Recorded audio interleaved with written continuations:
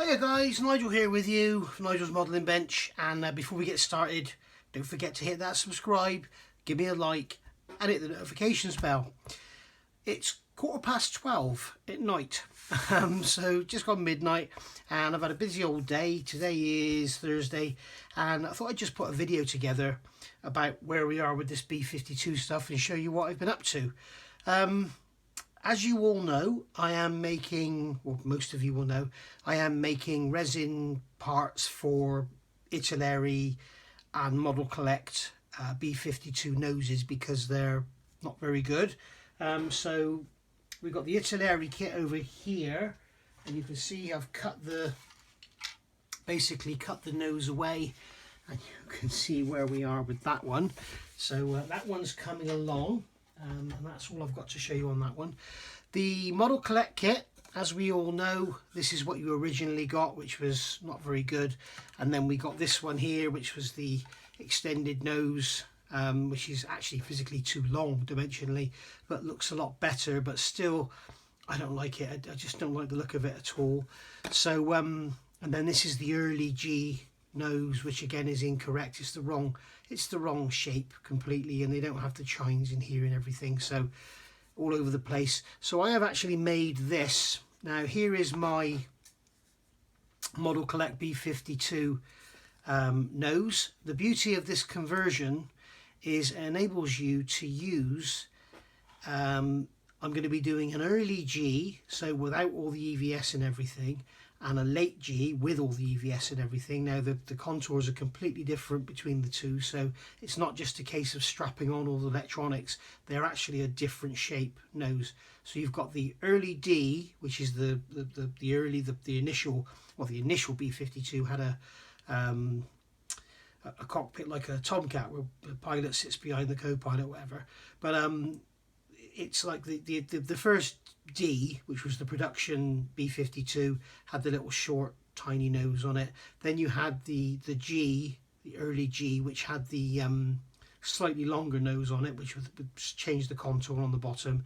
And then you had the later version, G and H, which has the longest of all of the noses, which is what this depicts, with all your electronics and everything all over it. So basically what I've done, the Model Collect is much too fat, so I've made this little narrow unit that goes in here. So that's going to give you your narrower nose section, if you like.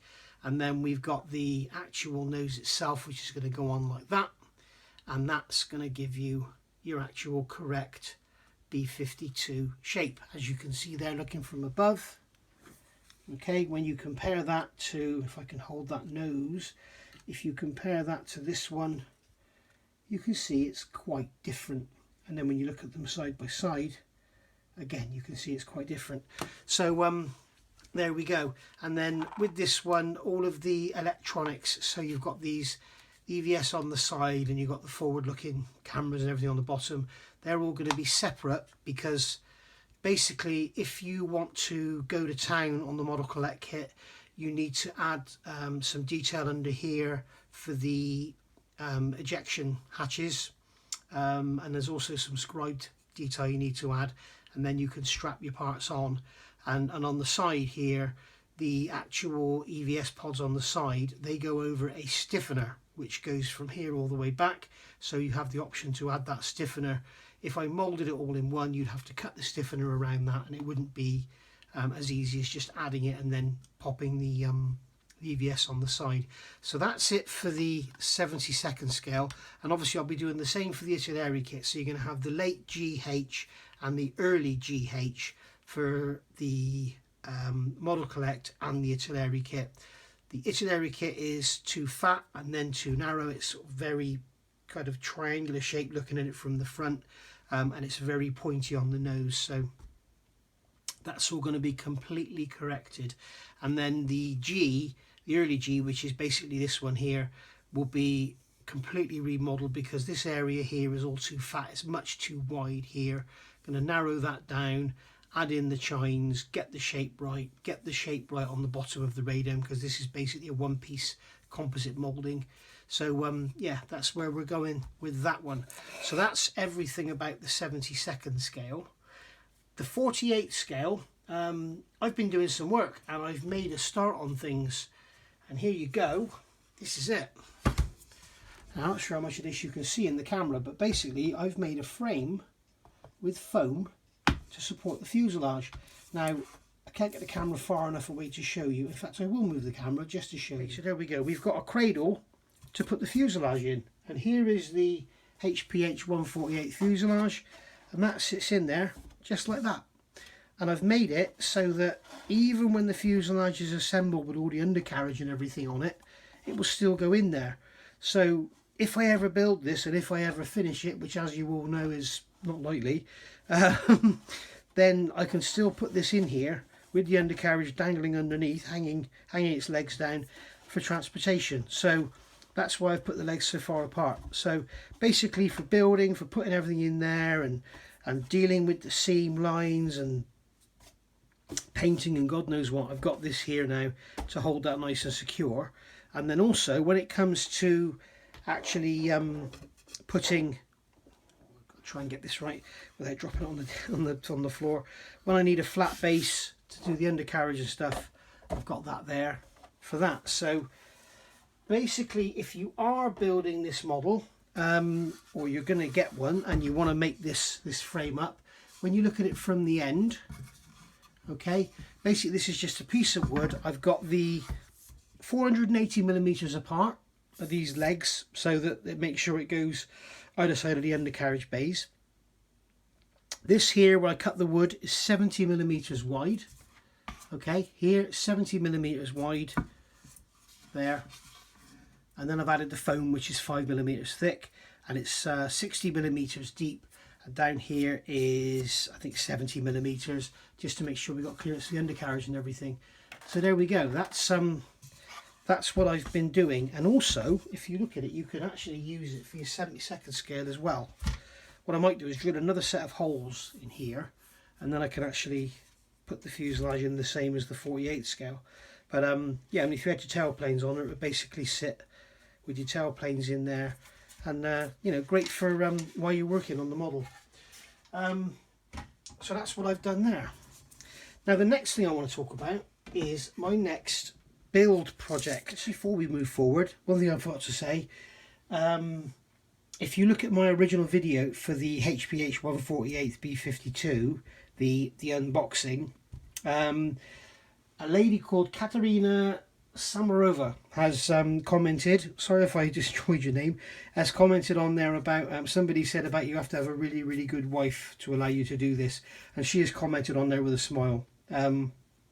She is actually, if you email or contact HPH, she is the lady that is dealing with your inquiry. She's the lady that dealt with me when I bought my B-52. So yeah, it's quite funny that somebody said on there, you know, you need to have a very understanding wife if you're going to make models like this.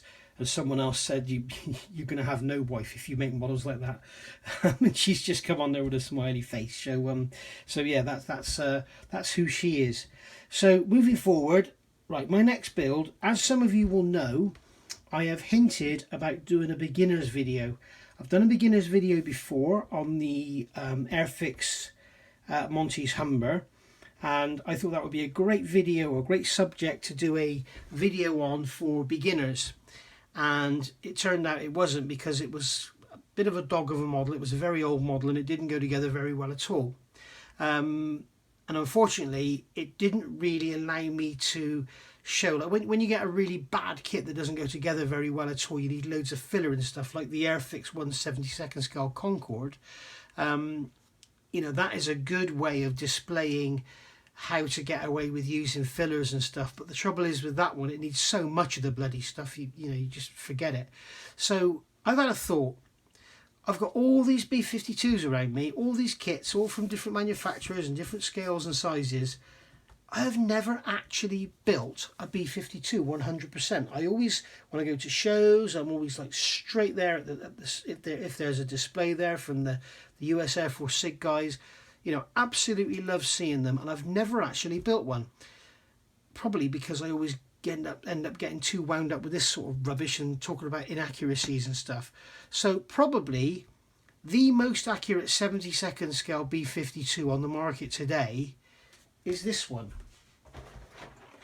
which is an absolutely massive box. But you can also get this in the Revel boxing, and the boxing is about half the size. It's the same sort of length, same length across here, but it's like half the width. So this is the old monogram B-52D, which has been out in a million different boxes. If you go back to my reviews, you'll see I've done the original. I've got the original boxing, I've got the Revel boxing, I've got a couple of these. So I'm thinking, great kit for beginners because it's very, very simple, goes together fairly easily, and is very, very impressive when it's done. Now, you know, you could easily say, oh, it's too big and it's hard to get hold of. It's not hard to get hold of. There's loads about on eBay. Yep, some people are dreaming and asking like £120 for them and stuff. But I mean, there's one on eBay now for £30. There's, if you look on your what's been sold, £35 to £40 seems to be the, you know, what the going rate is when you're just looking for the kit itself. So, you know, it is available. The other option is this one. This is the Tamiya B-52D in 100th scale. Now, this one just sort of fits in on the camera. So this one is kit number 60025 4500. Now this also is an old kit. This kit is from 1973. The kit down here is from 1968. So they're very, very old kits. They've both got raised panel lines. They've both got very simple decal sheets. Although this is like a rebox of an old kit, so the decals in here are going to be a lot more modern than the decals in there. I may actually have to get aftermarket decals if I go for the 72nd scale one because they're probably shot. But basically, yeah, both got, you know, movable, well not movable, but this one's got displayable flaps. This one's got toy-like movable flaps. This one's got separate spoilers. This one hasn't. But they're both B-52Ds. They're both, I mean, this one's available now on Amazon for about £40. So, you know, they're both available, both about £40. Both really impressive subjects. Both don't require too much equipment. You know, you only need your three colours for the upper camouflage and the black and perhaps a silver, and you're there. You know, if you want to do the seat headrest red, you can. So if you could let me know in the comments below which one you would like to see built as a beginner's video. And I'm going to take this back, really, really back to basics, you know, with talking about tools and sanding sticks and how to read your instructions and all that sort of stuff. Let me know in the comments below which one you'd like to see. I have a preference, but I'm not going to say what it is. But I've got a couple of each of the kits, so I'm happy to build either. So let me know, please. So there we go. That has been our B-52 chat, if you like, and basically thanks for watching. If you're interested in all this stuff, I'll post more videos about it. Just let me know in the comments below. But it is all coming along quite nicely, and it's taken a while because basically you need to understand that when you make all this stuff, you make all the masters, and then when you actually mold your parts, they've shrunk slightly, so you have to sort of remake the masters slightly larger. So it does take a bit of time, and all this cutting round here is a bit severe. When you look at, that's how this started out, you know, it's a bit severe, but this area here is all out of shape and too fat and too round. So you know, if you cut it all away and then put this resin plug in, then you end up with a far more accurate shape. If you look at that nose on there, you can see how much wider this is than that, and when you look at this one, it's even wider, it's even fatter. You can see it's way out of shape. So thanks for watching, guys. Hope this hasn't been too boring for you. Like I say, let me know in the comments below what you'd like to see built as a beginner's video, and we'll go from there. Bye for now.